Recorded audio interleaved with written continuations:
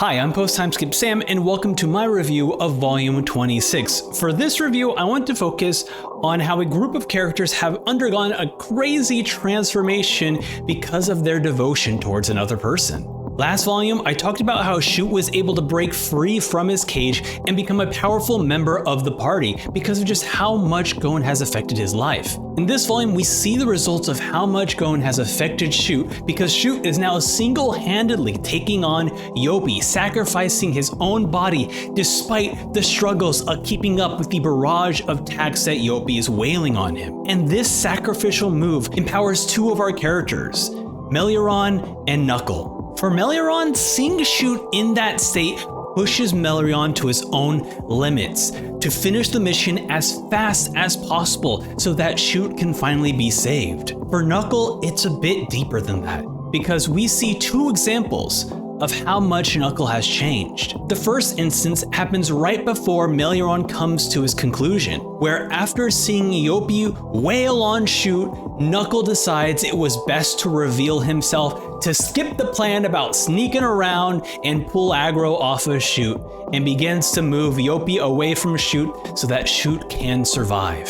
The second instance happens when Knuckle realizes that Youpi ignored Shoot when returning to the palace. This moment not only crushes Shoot because he felt like dirt for his opponent to just ignore him, but it enraged Knuckle to see his best friend insulted by the fact that this enemy won't even give him the opportunity to kill him because he wasn't even worth it. This all comes together while at the same time Knuckle is explaining to us that he found Shoot annoying when they first met. And only after all of these life and death situations did Knuckle finally realize that Shoot is his best friend and he'll do everything in his power to pay him back. I highlight these moments because seeing Shoot sacrifice his own body for the team moved Knuckle and Melioron so much to the point that they want to devote their lives to making sure Shoot gets out of it alive. And for Knuckle, it's making sure that Youpi feels a bit of the pain for insulting his best friend. It's just absolutely wonderful. I love how much Shoot has grown in just these last couple of volumes. It's absolutely crazy, and I'm just so excited to see how all of this will unfold in the future volumes. The next character I want to talk about is Ikalgo. This one's a short and sweet one because in this volume, Ikalgo has dedicated himself to making sure he will save Palm. Not because it's a part of the mission, but because she is a friend of his friends. It is such a powerful thing to hear if your own friend wants to protect your other friends because they're your friend. I feel like that was a little bit confusing, but Ikalgo is just so kind-hearted and willing to risk his life for someone he doesn't even know is truly admirable. And I just wanted to make this point because it's awesome, dude. Props to Ikalgo. Another character who absolutely is going insane with their development is our boy Youpi. Another great character who has really shined in this volume, because Youpi in this volume is beginning to understand his emotions. But in the moment where Knuckle causes him to rage out and explode, causing massive damage to the central tower, Youpi tries to realize and understand how to best use this ability to serve his king. In the words of the manga, he must detach himself from his ego to serve his master. And from here on out, Youpi begins to understand. He begins to use his mind in combat, not just utilizing brute strength to not only fight his opponents, but trick them into getting closer for him to land a hit. What an awesome character, because up until this point, Youpi has been the very powerful, but not necessarily the character who's really thinking through a lot of things. And so now to see him develop this personality, to develop this intelligence of smartly combating Knuckle is so awesome. And I cannot wait to see the battles ahead of us for Youpi. The other character I want to talk about is Meruem. And I know we don't get to see a lot, or if any, of Meruem in this volume, but I did want to point out just how much of a different person Meruem became since meeting Komugi. He seems a lot less violent, decided to calmly walk past Zeno and Netero after realizing that they were the ones who killed Komugi. He demanded Neff to heal Komugi out over anything. And I'm just so excited to see how this new level-headed Meruem plays out in volume 27. Now, the last character I want to talk about is actually how devotion could lead to negative consequences. And this is Gon's devotion to Kite.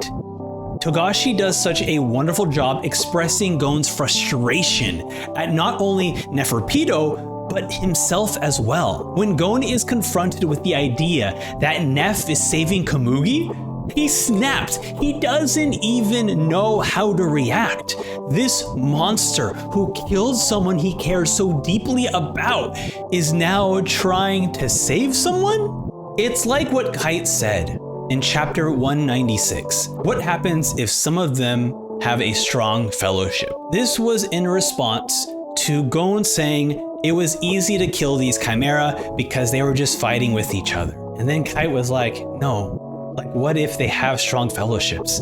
And now Gon is up against these strong fellowships. And he doesn't know how to handle it. He is enraged that the person in front of him killed the person he cares so deeply about. But at the same time, we have seen Gon over the course of this entire manga.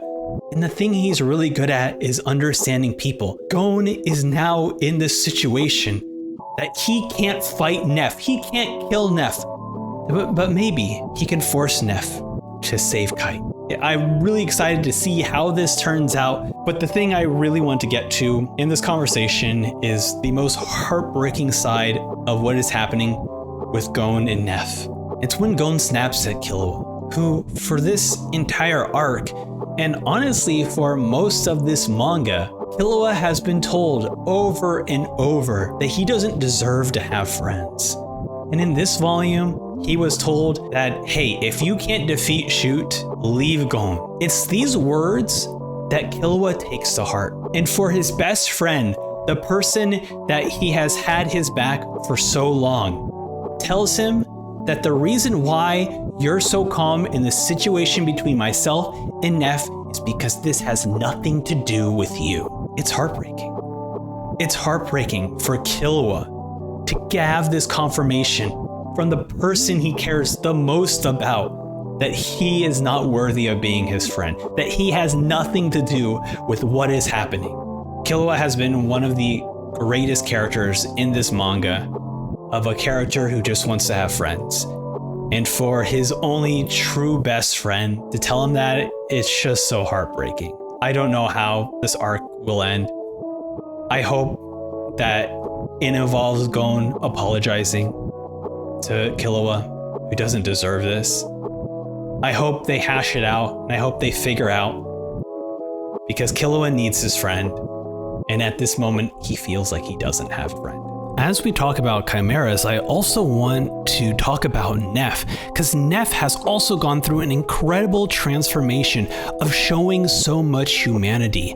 As Gon is angrily approaching Neff, Neff does everything in his power to protect Komugi. He wants to make sure that he can fulfill Meruem's desire and wish to heal Komugi. And so Neff, in everything that he does, begs Gon to wait, begs Gon to allow him to heal Komugi. Gon doesn't believe Neff. And what Neff does is break his right arm and asks Gon if he can break his left arm if it means that he can continue healing Komugi. When Gon yells and asks Neff, why are you trying to save this girl? This is not like you. This is nothing like what you are. Neff says, she is precious to a person I deeply care about. Neff is a mirror of Killua and their devotion towards their friends. It's an incredible moment that I just wanted to highlight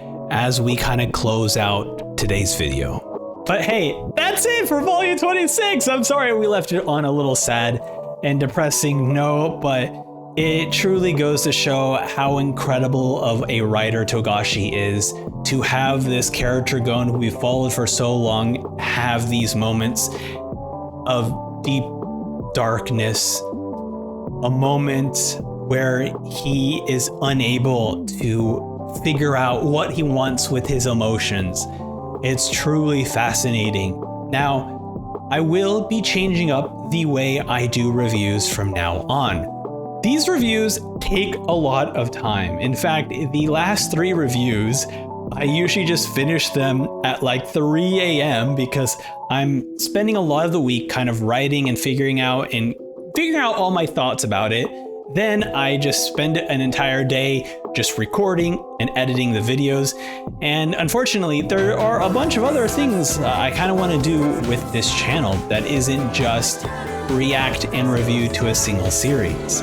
But I still love breaking down and analyzing the manga in the way that I have been for the last couple of volumes. So instead of doing weekly volume reviews, I'll be doing arc reviews. So the next review you will see from me is the Chimera Ant arc review. But if you still want to hear my thoughts on individual volumes and chapters, go ahead, check out my reactions over on YouTube. And we do this live over on Twitch, so definitely check those out, because I basically just talk at length about each of the chapters, how they made me feel, and then these volumes are really just me trying to figure out common themes and analyze it a little bit deeper.